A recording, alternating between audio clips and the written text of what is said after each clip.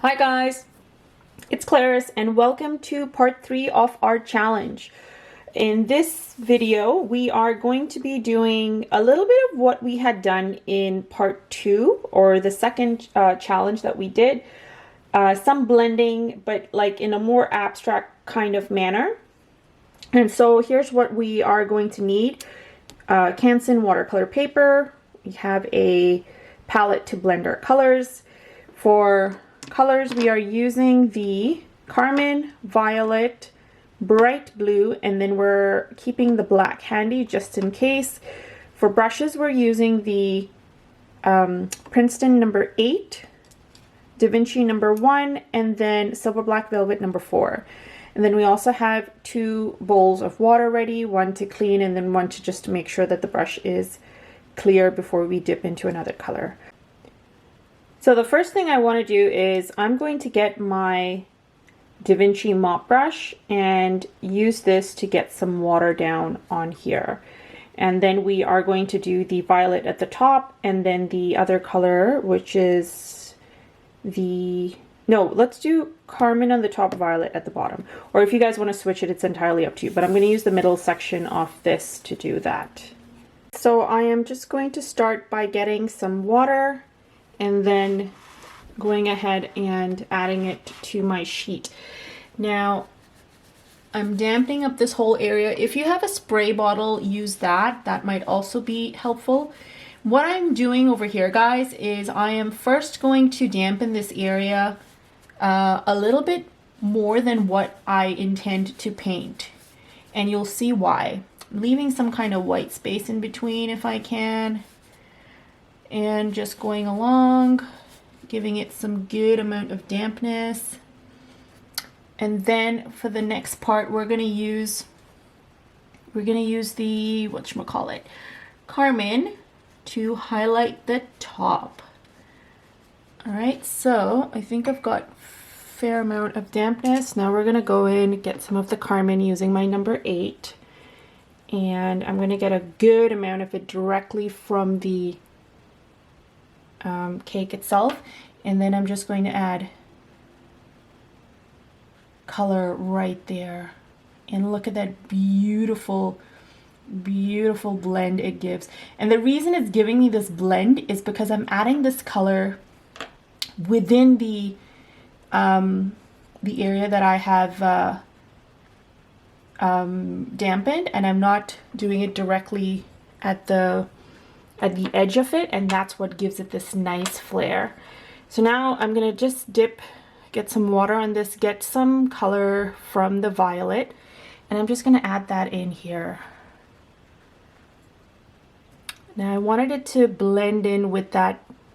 I wanted it to be a mixture of the Carmine and the violet. So I'm just gonna blend that in here. Retry that again. And just go along and look at that stunning visual it gives you, or the blend that it kind of gives you. And now at this point you might want to like consider tilting your paper a little bit here and there if you really wanted to kind of mix properly. But then we just want to make sure that the bottom part is still pretty damp. So going back in, I am just going to retouch up the bottom to make sure things are still damp. If there's certain areas that are hard-edged, just take your brush with water and just touch the edges, and it'll make the color flow nicely. So like even over here, I think I want it to be a little bit, what's the word, like dotted. So I'm just gonna add a couple of dots using my brush, and it'll give it that like uneven edge. We could also work on this a little bit later or now, it's entirely up to you, but I'm just giving you guys some tips and tricks on how to kind of make it a little bit more uneven. All right, so adding some of this here to get that uneven edge.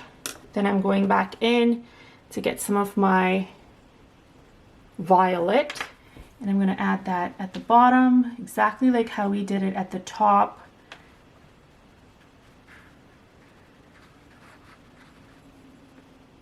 and just allow it to kind of blend in with what we have and give it that nice flare. And I'm just going to take a little bit of the water in the mop, on the mop, and just make sure that these areas are blending in nicely.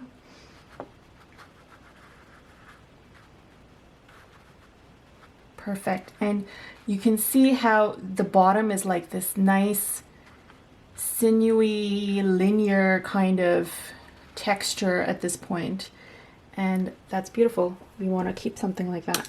Now for the rest of it, what I'm going to do is just going to take some more of the violet using the number 8, and I am going to highlight certain areas with like a darker hue just at the bottom. And this is like if you want it to look a little more textured and darker, giving it some nice contrast to the rest of what's there.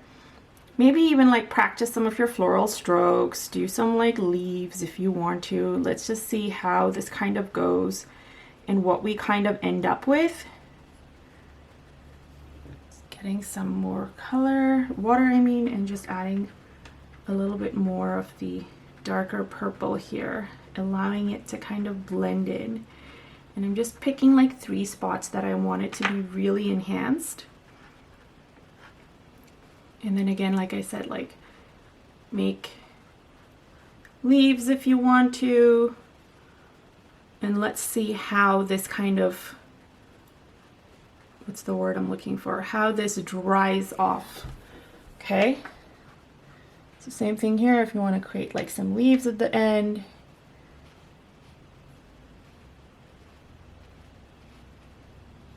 Just give it like this really floral kind of edge, because why not, right? Why not? Okay, so at this point, I'm just going to use the leftover color that I have, and taking another brush, I'm going to, oops, yep, this is the idea. Add a little bit of splatter.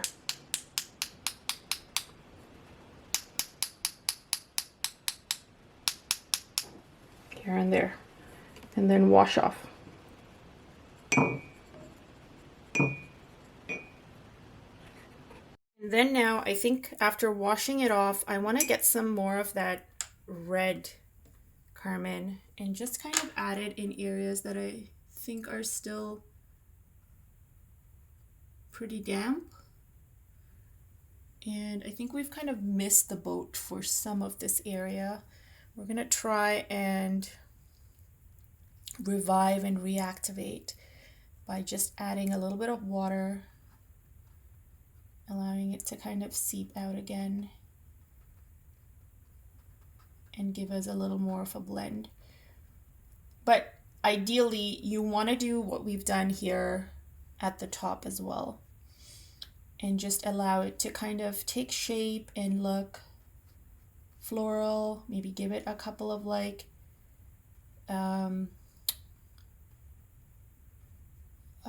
dots at the edge, kind of making it look like it is berries.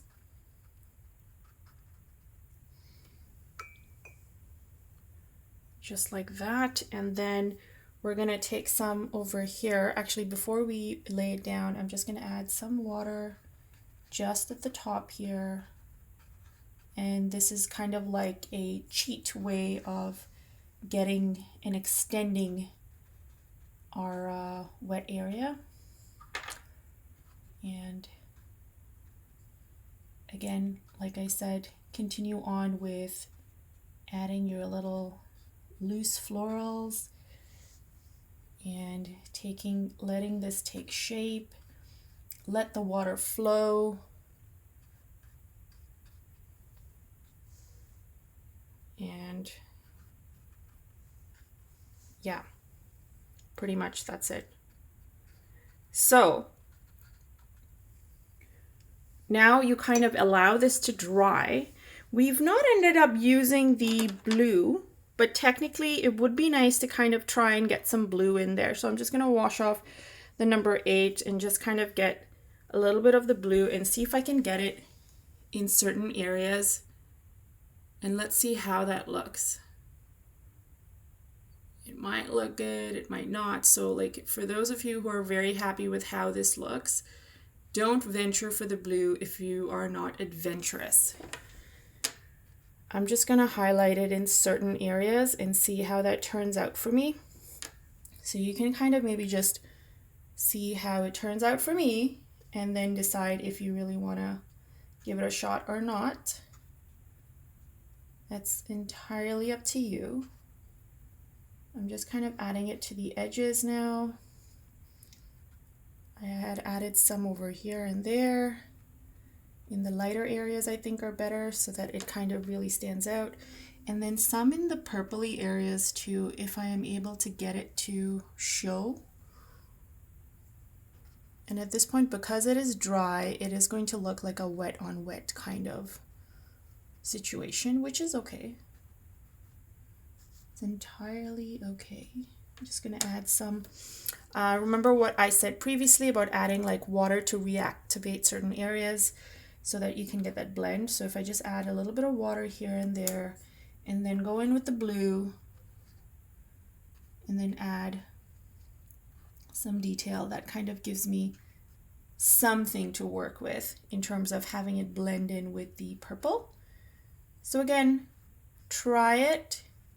This allows you like a lot of room to mix watercolor, kind of get your water to color mixing down packed. Also working on your floral strokes, your loose strokes, and learning to kind of let go without overworking something. So I think this is like perfect. It's super pretty. We're gonna let this dry off for a bit. And then I think what I want to do is go in using the black and the number 4. We'll just kind of add a couple of like additional details at the bottom. So let's let this dry and we'll be right back. Okay, so I think it's dried up a fair bit. So we're going to use the number 4 this time, and taking the black or Payne's gray or whichever color, whichever of the two you want.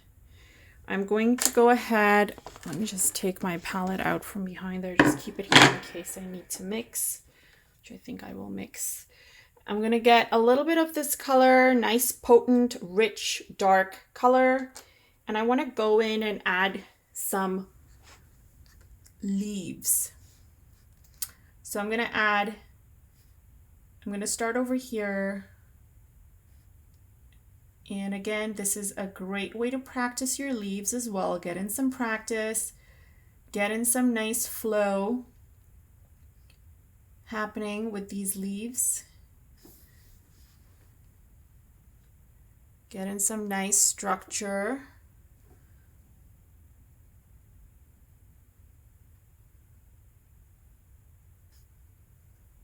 Right, so I'm mixing some color, good enough amount. I'm gonna get some more leaves happening here so that we can kind of make it look like it's extending from beyond. There's a couple more happening this way, so we have some nice movement downward. Some happening this way, and then one happening this way. And this is the perfect method to use to kind of give some movement to your already pretty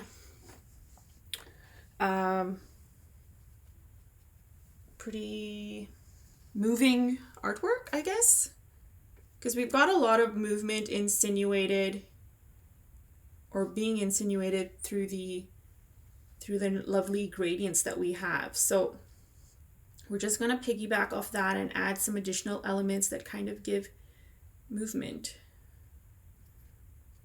and direction to your painting. And I'm looking at this and I'm thinking, oh, this would be really nice and pretty if it were like a wall hanging or something, even a card, and you just kind of go and add your details that you want for the little bottom painting that we're doing. And like I mentioned, you could even, I didn't mention it, I'm mentioning it now for the first time. I think I was thinking it. You could even do this in like a silver or a gold, or if you used your masking fluid to do some of this, that would also be really pretty. So kind of use your imagination. I'm giving you different ideas. Go with the flow. Don't stress over it. If you don't like your first round, do it again until you have something you like. But at the same time, don't be too hard on yourself, because this is a loose style of painting, and I gotta keep on reminding you guys that while it is nice to be perfect, perfection is overrated. And sometimes the best things that happen in artwork are accidents or things that were not intended to be a certain way, and then all of a sudden it's something that's super attractive. So don't sweat the small stuff, like I like to say all the time, and be kind to yourself. So I'm just adding a couple of more leaves because these are like shadowy leaves happening, and you can almost like make it like a pattern, maybe just like at the bottom, maybe one kind of protruding out, and that's it, guys. This is challenge number 3. Hope you guys like this. Can't wait to see your work in the group, and I can't wait to see all your gorgeous, encouraging comments. You ladies are awesome and amazing, and I'm thankful and grateful for this community. So thanks guys for watching, and I'll see you at the next challenge.